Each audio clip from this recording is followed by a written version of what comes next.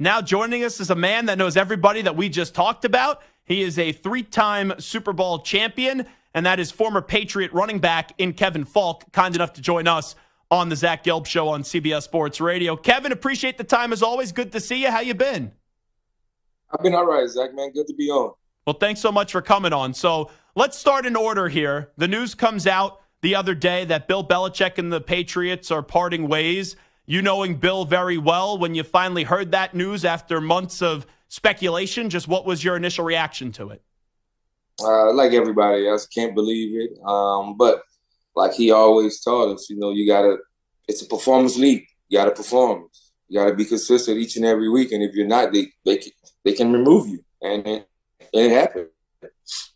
When you put it into words, when you describe what Bill Belichick meant to you during your career, how do you kind of look back on the memories and describe that impact that he made on your career? Just like any other coach you've had, he was part of that journey in a lot of guys' lives.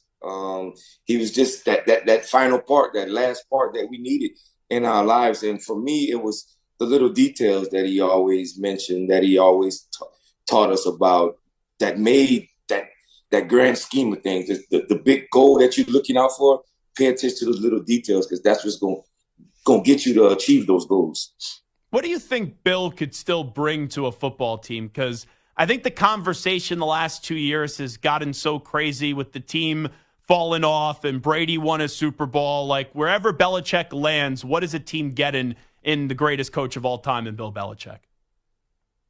You just said it all. They get the greatest coach of all time. I think Bill still has some juice with him. He's a football guy. I can't see him not coaching football. He lights up when you talk about football to him. When you're talking about a scheme, about the game of football, he lights up anything. But when you're trying to get something about an opponent, he's going to divert it somewhere else. There's certain players that you could tell that Bill really respected. Brady, obviously, Rodney Harrison, guys like Troy Brown, and also yourself. I know that part of it was your play on the field, and you were kind of a do-it-all player, and that's what kind of fits the Belichick mold.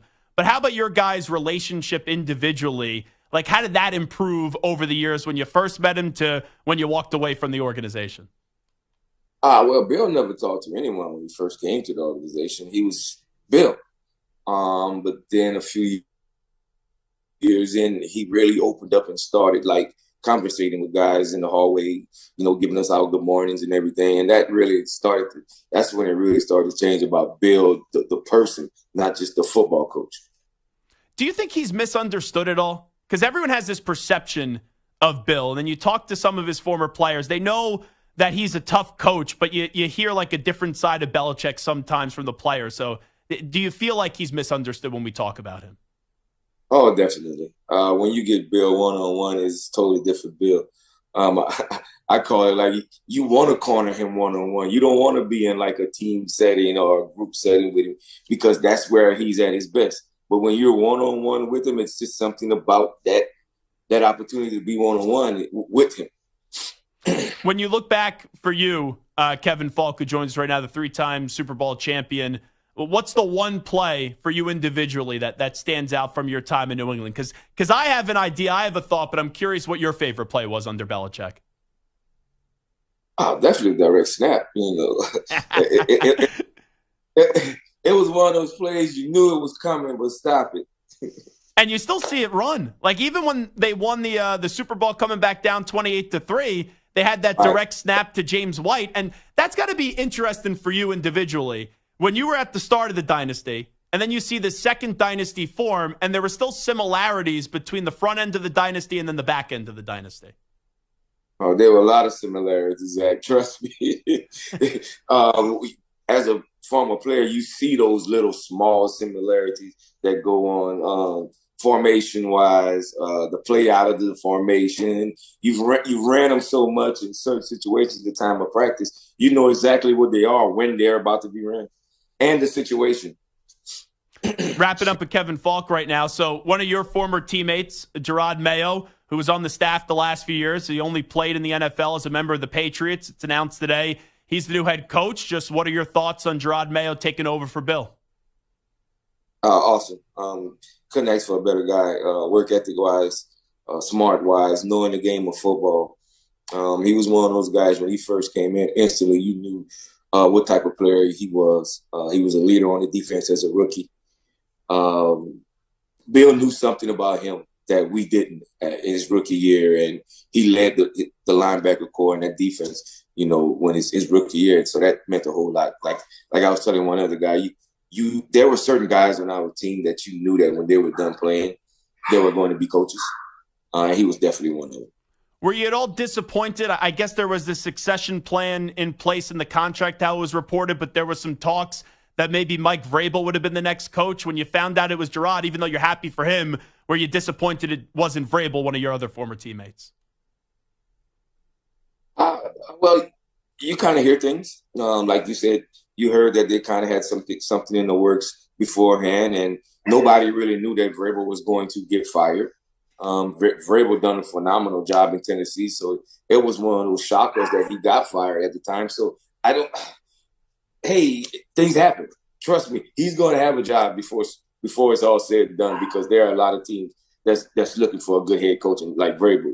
Yeah, it's kind of crazy who's available. Like your first year, right? You were coached under Pete Carroll in New England. I don't think anyone saw this coming, that Pete Carroll was going to be pretty much let go by the Seahawks. You were probably stunned when you first saw that, right? Definitely, that was another shocker, and I think it shocked the whole football world really that Pete Carroll was out of Seattle. And I'm not saying that it shocked him, but you see the emotion that he showed when he was giving his speech and everything, and that just shows and says who he is as a person. Yeah, you're kind of right on that, because with Bill, it felt like it was time to split ways, and I think they both understood it. With Pete, you knew he was not happy about the decision that was made, and he wanted to keep on coaching that football team. Definitely, it showed. Wrapping up with Kevin Faulk, I got to ask you about Nick Saban, because you have it from going up against Saban when you would go up against him as a player, and then also when you were on the LSU staff that just won a national championship under Coach Orgeron a few years ago. Coach O, just had you kind of look back at this legendary career of Nick Saban, and what are some memories that come to mind for one Kevin Faulk? First off, he was a Tiger before he was a Crimson Tide. Yeah, that's true. That's where it all started. But, one of the greatest college coaches ever, if not the greatest college coach ever. It's proven, his stats show it. He's done it all, developed players. You just look at the high-profile guys that's on social media tweeting about him, thanking him for, allowing them to be a part of his journey. Last thing I'll ask you, and then I'll let you go get the dog a treat or two that we hear in the background. Sounds like the dog is. It sounds like the dog is hungry. But the last thing I'll ask you, we always get into this conversation, and maybe it's more of a media topic of conversation, but I'm curious your thoughts on this. People say, who's more important to the Patriot dynasty? Was it Brady? Was it Belichick? That gets very contentious at times. The conversation annoys the crap out of me. How do you answer that, though, when people ask you that question? Well, they both were a match made in heaven. They were supposed to be together, and that's without a question, no doubt at all. But like I tell certain people, Tom was actually able to pick the team that he could go to. Belichick couldn't pick a veteran quarterback that he needed to replace Tom. So certain things happen, and like he taught us, you got to be able to move forward no matter what. Since retiring, you've been on a few staffs. If Jerod hits you up to join his staff, would you be interested? We'll see what happens, man. You never know.